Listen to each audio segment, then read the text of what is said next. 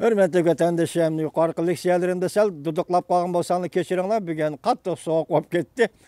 Şuna söz tazı üzüp söz diyebilgende, söz diyelgendek bulanmadım ya söz diyelgendek bulanmadım men kechiringlar. Endilikte men müştey, ben to'g'risi gapni bir ishga qiz gap qilamiz. Masalan, hozir Xitoy Shangonga huquq berish kerak, Tayvanga huquq berish kerak. Belki yani kimga de huquq berish kerak degan gaplarni qilib kelyapmiz. Masalan, uning Tibetga huquq berish huquqi yo'q aslida. Nemişki Cumhuriyet Halk Cumhuriyeti hükümeti Tibet'e hukuk belgedek. İkincisi, bizim vatanımız, müstemleki vatanımız Uyguristan'a Xitayning hukuk beriş salayeti yok aslında. Nemişki o Cumhuriyet Halk Cumhuriyeti hükümeti bizim vatanımız Uyguristan'a Uygur hukuk beriş kerak.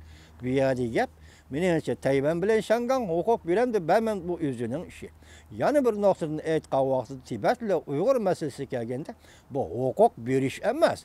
Cumhuriyet Halk Cumhuriyeti hükümeti yukarıda keliki bir devlet iki xil tüzüm, hukukla teng beraberda parçalaş ve müstabitlik tüzüm şaraiti berilgen bir devlet de iki xil tüzüm degende hukum ve kanun hukumlarının söz oyunu bir yerde akmaydı. Sen Şinjan'a ya ki müstemlik Uyguristan hukuk bir salahiyetin yok.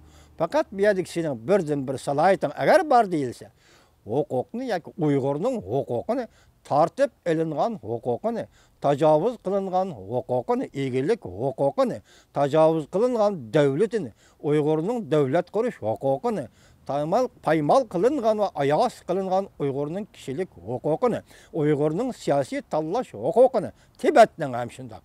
Bu hukukunu koyturup birisi emez. Senin sehaliğinden, senin yançığından şunda hukuk çıkırı davatkan yap yok.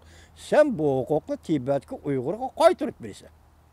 En daha Tayvan meselesi geleyle nurgun sözlep getirken devamlı sözleyimiz bu hazır ciddi mesele o oturuğa çıkıvatıdı. Tayvan meselesi Cungu oturusu Tayvan meselesi. Tayvan bilen Tayvan, Cungu oturusu Tayvan meselesi bağım, mesele bağımı yok. Halkara cemiyet bu ortak nime dedi? Bir nasi diye yok.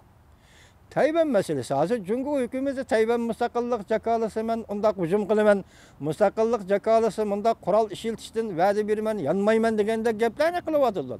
Tayvan bilen Cungu oturusu ki meselesi hazır kandak mesele.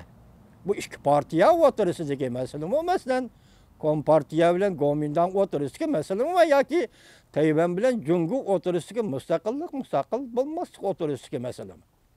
Agar iki partiya oturusu ki mesele olsa Cungulukla aytkandak o iki uruşun davamı bolsa, mesela Gomindan Tayvan keçip kelgen sen kendi qoğlap kelelmegen bolsan, demek onu yoqtamagan bolsan, bu senin iki uruşunun davamı boludu. Şu vaxt hazırgıç aytkan 68 yıllık Cungu hükümet ya Cungu Kompartiyasının Cungu'da hukuk tutup turuşunun özümü kanunsuzluq. Çünkü sen Tayvan'ı birlik keltiremedin de. Yak ondak emas, birlik keltiremedin emas. Tayvan'ı birlik keltiremedin emas. Tayvan keçip bir vagan Gomindan'ı bir taraf kılamadın da. Bugünkü mesele zaten neme mesele? İntayın mucimel gap bu Tayvan bilen Cungu münasebeti meselesi. Tayvan'ın müstakilliği ve onun Cungu'na karıştırışı mı? Ya ki Tayvan'daki Gomindan hükümeti ile Cungu Kompartiyası oturusu diyetme. Bugün ende karayımız biz sizlerge şundak dedik. Asası kanun tuyuksuzda.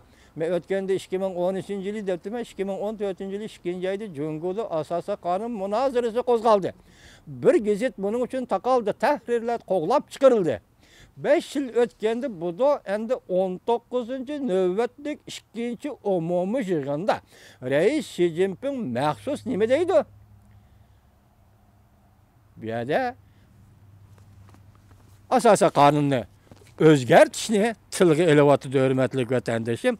Gep şunda boğallık için biz yukarıda haberleri tayarlap ekildik. Yukarıda haberler, yukarıda mazmunlarını tayarlap ekildik. Bir yerde hazır çünkü helakadaki Zeytin Şeyh'ini planlatıp Tayvan bilen hukukunu ten alamızda ben yukarıda sözlüğünde kanda oldu ahırda. Ahırda aylandırıp ekili federasyaya çıktı. Yani Cumhuriyet Federasyası degen neresi çıktı. Yani onundaki aylandırıp ekilim nagi çıktı? Avmin Şangang'da bir devleti şıkıl tüzümdeki yagi çıktı. Ma hukukunu vermen, a hukukunu vermeymen. Bunun Tayvan nime deydi bunu bilmeyimiz. Siz bilen biz kızıqıvatkan taraf, Nimeşki Cungu Kompartiyası bugün asasa kanunu özgertmekçi oldu. Nimeşki Cungu Kompartiyası Tayvan'ı zeytin şekhini planlatıp, men hukukla sen bilen tan alaman. Yaki bir devleti şıkıl tüzüm bilen birli yaşayman. Bir Cungu'nu sen itiraf kılsan, ben itiraf kılsan deydiğin dereceye yetti. Hoş biz yakında neyimiz dedik? Tibet'te hazır Dalai Lama lihasa kaytmakçı dedik. Bundak mümkünlük bulunduğun bolsa bu mu? Bağım yok. Mesela Tibet'ke Dalai Lama kaytıdığın bolsa nemi dep kaytıdı? Pakit değil mi? Asas değil mi? Cungu ile Tibet oturusunda kilişim değil mi? Nemi memuriyette alıdı. Nemi memuriyet kurdu Tibet'te Dalai Lama. Bunun için Cungu kandak işbadı bildirdi. Bu neresler belki aldığımız oturuğa çıkış mümkün.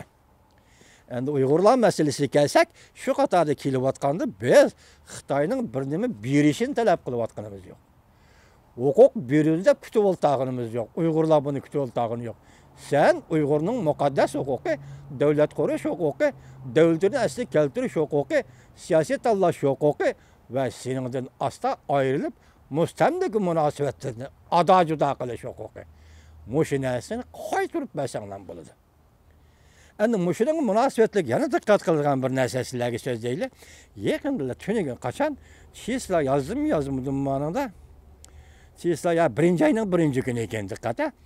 Tibet ve Şincan nöbette Cungo Kompartiyasının beşini ağrıtıdığın kıyım bir meseledir.